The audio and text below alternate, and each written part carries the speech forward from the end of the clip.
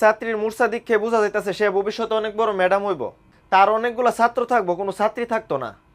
আর ছাত্রগুলা হইব জনি ভাইয়ের মতো স্ট্রং স্ট্রং ফুলাফানগুলা।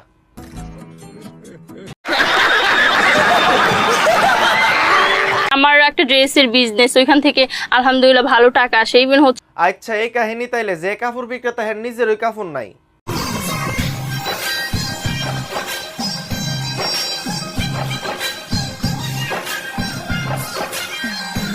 আফা মনে হয় কাপড় কিনবে না,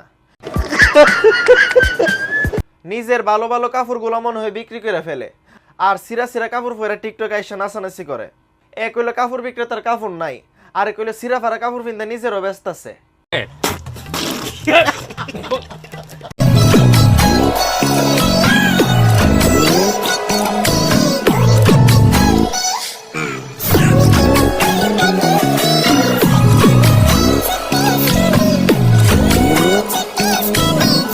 আফা জীবনে বহুত দেখাইছেন তো, এখন একটু থামেন না। নিজে তো মোটা সোটা হয়ে গেছেন গা, কিন্তু ফুলা ভান্ডিরে তো আলাগ বানায় দিছেন।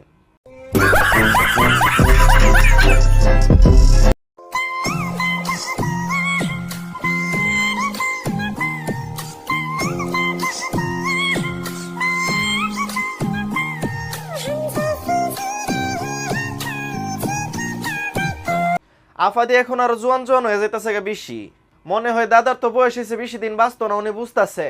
এই কারণে একটু বাপসাপ লইতাছে, যাতে এই দাদা মরে গেলে আরেকটি আওলা দাদার কাছে ঝুলতে পারে। ট্রাস্ট মি, আপনি পাবেন না। আপনি সারা জীবন দেখেই যাবেন, দেখেই যান। পাওয়ার সাথে দূরের কথা, দেখার আশাও করে। কিরে ভাই, একবার ফাইলে খায় সাইরা দিতে কেরে? আমি ফাইলে রেখা রেখা খাইতাম।